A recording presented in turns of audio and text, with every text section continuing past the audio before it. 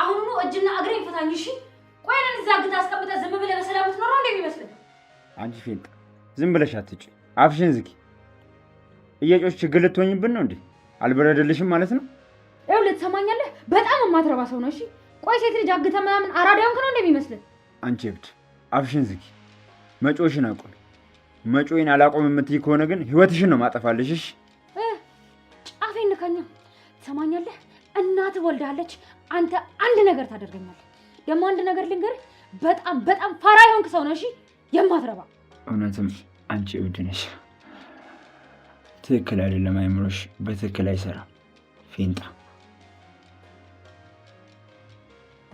እነዚህ ደግሞ ዋይሰሩ ምንድነው ዝም ብሎ የሚያንዣብቡት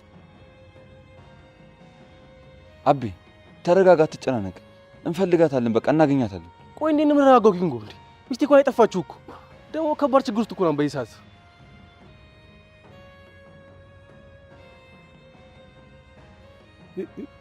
ቤዛ እኮ የደወለችው አንሳ በፍጥነት አንሳ በቃ አንሳውና አናግራት የመጣው ይምጣ ሄሎ እንዴ አንቺ ምን ፈልገሽ ደወልሽው ለምን ደወልሽ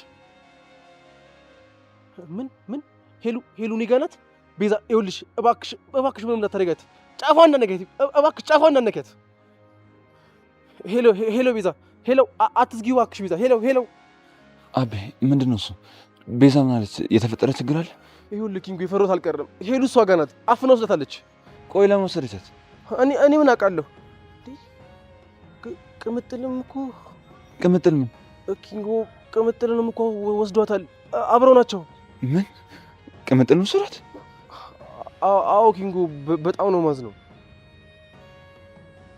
ኤቢና ኪንጎ የተቀናጀ እገታ ለመስበር ሄለንንና ቅምጥልን ከቤዛና ከዳኒ ጭካኔ እጅ ለማዳን ጊዜ የማይሰጥ ፍለጋ ውስጥ ገብተዋል። ሮማን በአደይ ቤት እረፍት እያደረገች ቢሆንም በሰፈሩ ውስጥ ያለው የሴራ ድር ግን አልተበጠሰም። ዶክተርና ሩታ በውስጣቸው የተደበቀውን እውነት ለማውጣትና ከፍቅር አስመሳይነት ለመላቀቅ እየታገሉ ነው። ጥላቻዎች እየረዘሙ እውነቶች ደግሞ ወደ ብርሃን እየወጡ ነው። አደጋው፣ ፍቅሩ እና ሴራው የተጠላለፈ ህይወት ነገ ምን አይነት ምዕራፍ ይዞ እንደሚመጣ ማንም የሚያውቅ አልነበረም። በሰፈሩ ረጅም መንገድ ላይ ዴብ፣ ሮማን፣ ዶክተርና ሄኒ ጎን ለጎን እየተራመዱ ነበረ። ሮማን በቅርቡ ከደረሰባት ትልቅ የህይወት አደጋና ከድንጋጤ ለመንፈሷ እረፍት ፍለጋ ወደ አደይ ቤት የሚሄዱበት መንገድ ነበረ። ሮማን ዛሬ አብረን በመሄዳችን በጣም ነው ደስ ያለኝ አለ ሄኒ በደስታ እየተራመደ። ነገር ግን አደይ ቤት ደጃፍ ሲደርሱ የሁኔታዎች አቅጣጫ በድንገት ተቀየረ። ሩታ በሩቅ ስትራመድ ያያት ዶክተር ድንገት ድንጋጤ ፊቱ ላይ ተነበበ። እኔ ወደ ሆስፒታል በአስቸኳይ መሄድ አለብኝ አለ ዶክተር በዝግታና በተጠነቀቀ ድምጽ። እንዴ ዶክተር አለ ሄኒ በመገረም። ገና ከመምጣታችን አደይን ሳታያት ትሄዳለህ እንዴ? ዛሬ የሆነ ነገርም አለ። አንተ ልጅ ግን ጨርሰህ ተቀይረሃል። አላስፈላጊ ነገር አታውራ አለ ዶክተር ቁጣ ባለው ድምጽ። አስቸኳይ ነገር ስለገጠመኝ ነው የሚሄደው። ዶክተር በጥድፊያና በረጅሙ እየተራመደ ሄኒና ዴብ ሮማንን ወደ ቤት ይዟት በመግባት ከአደይና ከአደይ እናት ጋር አገናኛቸው። በአደይ ቤት ውስጥ ሞቅ ያለ አቀባበል ተደረገላቸው።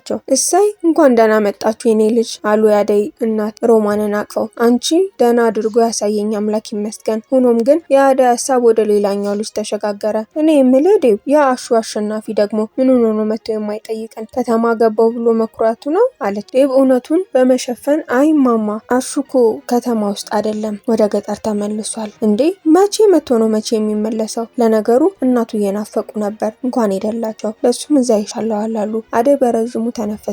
እሰይ እንኳንም ሄደ አለች። በሌላ በኩል ሩታና ፍቅር ፊት ለፊት ተገናኝተዋል። በሁለቱ የታማቾች መካከል ያለው ውጥረት ከመጠን በላይ ጎልቶ ይታያል። ሩታ በውስጥ ብዙ ነገር እያብሰለሰለችና እያስጨነቃት ቢሆንም ፍቅር ግን በለስላሳ ልትቀርባት እየሞከረች እማዬ ስላንቺ እየተጨነቀች ነበረ። ሩታ በንዴት አቃጠለቻት።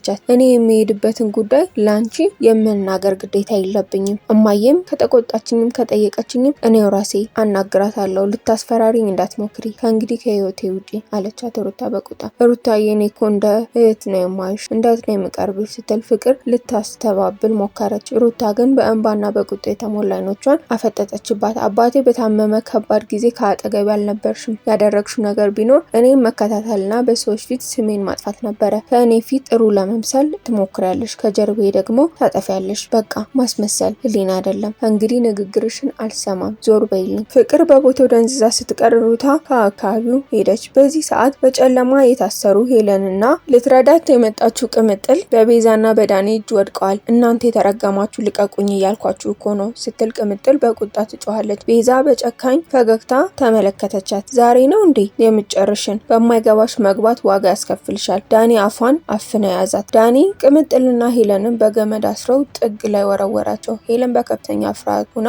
እናንተ መጥፎ ናችሁ፣ ኤቢ ከዚህ ያስወጣኛል ስትል ጮኸች። ቤዛ ግን ስልኩን አውጥታ ወደ ኤቢ ደወለች። ኤቢ በሌላ በኩል በጭንቀት እብድ ሊሆን ተቃርቧል። ስልኩ ሲጠራ በጥድፊያ ያነሳው። ሄሎ ቤዚ፣ እባክሽ ጫፏን እንዳትነኪያት፣ ምንም ነገር እንዳታደርጊያት፣ የምትፈልጉትን በሙሉ አደርጋለሁ እያለ ተማጸናቸው። ቤዛ በስልኩ አፌዘችበት። ኤቢ እጮኛ ሄለንና ቅምጥል እጃችን ላይ ናቸው። የቤት ክፍያውንና ቤቱን በሙሉ ካላስረከብከን ሁለቱንም ህይወታቸውን ታጣለህ ስትል ስልኩን ዘጋችው።